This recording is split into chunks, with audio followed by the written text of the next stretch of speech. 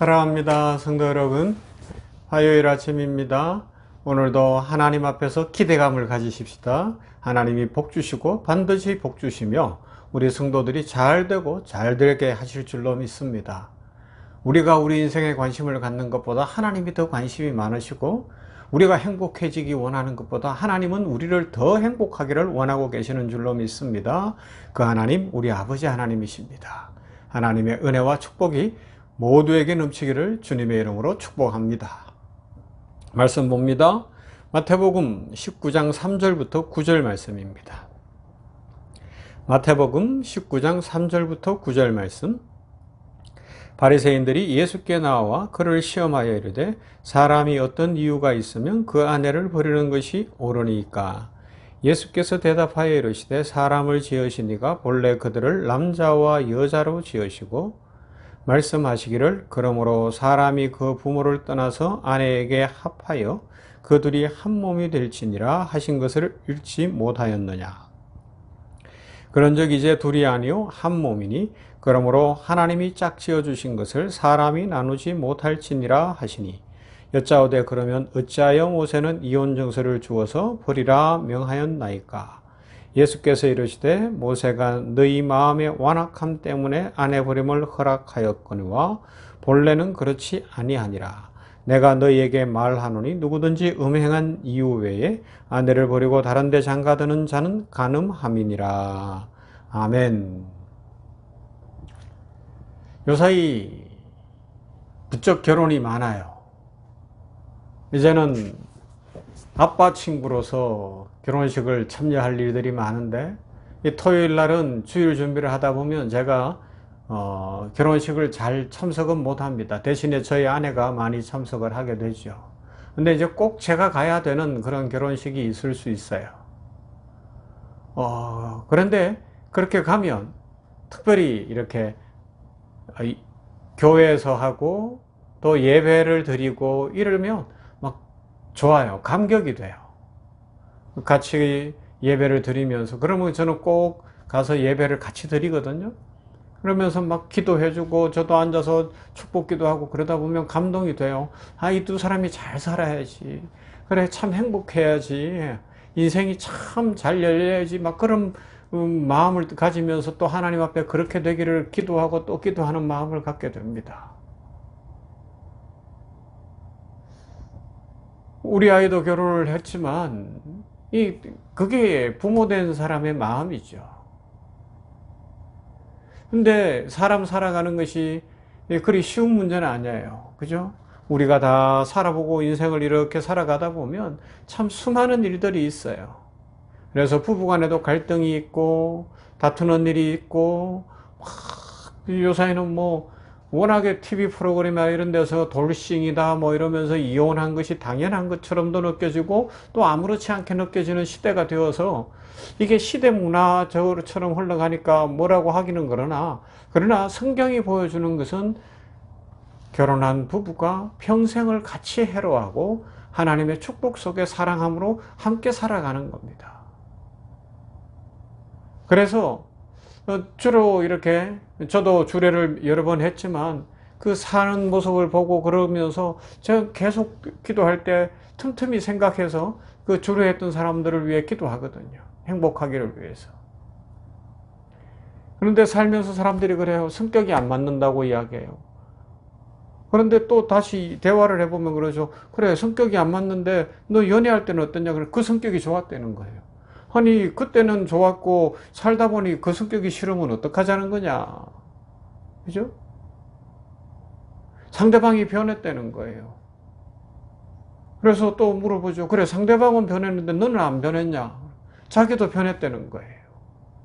상대방이 이만큼 변했으면 나도 이만큼 변한 거예요. 그죠?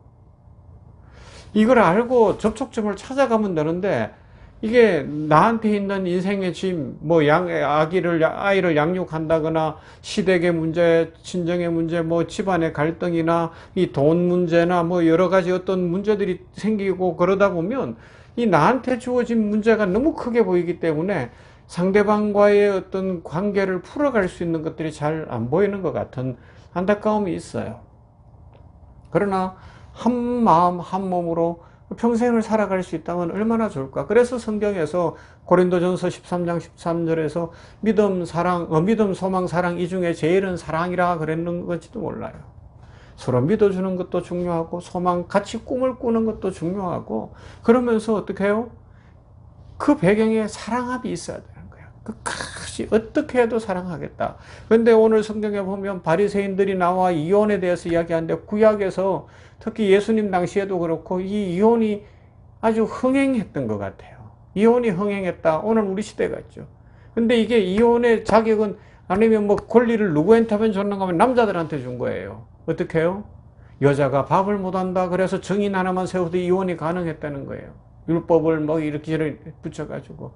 여자가 게으르다 그러면 이제 몇 시에 일어난다 게으르다 그러면 우리 집안 식구들은 뭐 5시에는 밥을 먹어야 되니 새벽 3시에 일어나 밥을 해라. 말이 안 된다. 이런 게 없었다는 거예요. 예를 들면 그렇다는 거예요. 그러니까 진짜 말도 안 되는 것으로 이렇게 내쫓을 수 있고 이혼할 수 있는, 그냥 증서만 하나 탁 써주면 끝나는 그런 시대였어요. 법이라는 것을 모세 율법을 이용해서 모세까지 덜먹거리지만 사실은 모세 율법을 이용해서 악을 자행하고 있었거든요. 그래서 주님께서 뭐라 그래요? 안 된다는 겁니다. 음행했을 경우, 그때는 남자가 음행을 했으면 남자가 쫓겨나야 되는 거고, 여자가 음행을 했으면 여자가 쫓겨나야 되는 거고, 그것만이 이혼의 이유다라는 거예요. 그러나 그것도 주님이 양보하신 거예요. 어떤 면에서는 주님께서는 그런 문제가 있을 때에도 사랑으로 또 어떻게 용서하면서 화목할 수 있는 길을 찾아보도록 하는 그 정신이 사실은 깔려있어요. 원수도 사랑하라는 말씀 속에서 그렇습니다. 아무튼지 오늘 우리들은 이 첫사랑을 지킬 수 있는가? 신뢰를 지킬 수 있는가? 사랑의 마음을 끝까지 가져갈 수 있는가? 나는 지금 결혼 생활이나 아니면 다른 사람들과의 관계나 이 모든 인간관계를 어떻게 하고 있는가를 오늘 말씀 속에서 좀 확대해서 적용해 보십시다. 나는 내가 변하는 것을 알고 있는가? 상대방만 나한테 맞추라고 하는 것은 아닌가? 내가 진 짐만 너무 무겁고 힘들고 상대방의 짐은 안 보이는 것 아닐까? 주님은 뭐라고 말씀하실까? 이런 것들을 생각하면서 이 한 번 맺은 사랑의 관계들이 아름답게 이렇게 자라나고 열매 맺고 풍성해지는 그런 은혜가 있고, 우리 성도들의 가정에 축복과 은총이 넘치고 결혼을 생각하고 결혼을 준비하는 모두에게 좋은 배우자를 만나도록 해주시며 또 행복한 가정 이루도록 축복과 은혜 주시기를 주님의 이름으로 축원합니다. 좋으신 아버지 하나님 감사합니다. 오늘 이렇게 마태복음 말씀을 통하여서 부부관계가 무엇인지, 특별히 구약의 율법을 악용하는 사람들, 예수님 당시에도 특히 이혼은 남자들의 권리라고 생각하며 상식적으로도 말도 안 되는 이야기로 얼마든지 이혼이 가능했던 그 악한 시대, 더더욱 로마의 그 타락한 문화, 그런 것들의 영향 속에서 점점 성적으로 문란해졌던 그 시대 속에서 주님은 분명하게 사랑함으로 맺어진 관계가 계속되어야 할 것을 알려주시는데, 우리들도 이 땅에 가정들이 아름답게 세워지게 하여 주시옵시고 성도들의 가정이 아름답게 세워지고 회복되게 하여 주시옵시며, 우리 자녀들이 좋은 배우자들을 만나며 또 아름다운 가정을 이루고 행복한 삶을 살게 하여 주시옵소서. 이 땅 고쳐주시고 이혼이 무슨 자랑거리처럼 되어가는 이 시대 속에서 나는 안 변하는지 생각해보고 상대방의 짐 헤아려 보면 나의 짐도 크지만 상대방의 짐도 크다는 것도 헤아려가며 서로 사랑으로 화목할 수 있는 가정들이 되도록 복을 내려 주시옵소서. 예수님 이름으로 기도하옵나이다. 아멘. 379장 찬송하십시다. 내 갈 길 멀고 밤은 깊은데.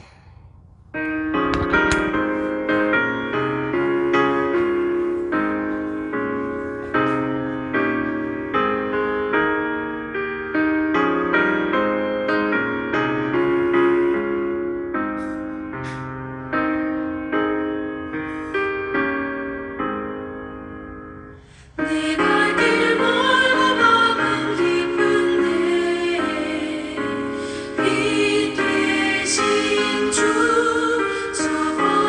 집을 향해 가는 길 비추소서. 내 가는 길 다 알지 못하나 한 걸음씩 늘 인도하소서. 이전에 방탕하게 지낼 때에 교만하여 맘대로 고집하던 이 죄인이 사하소서.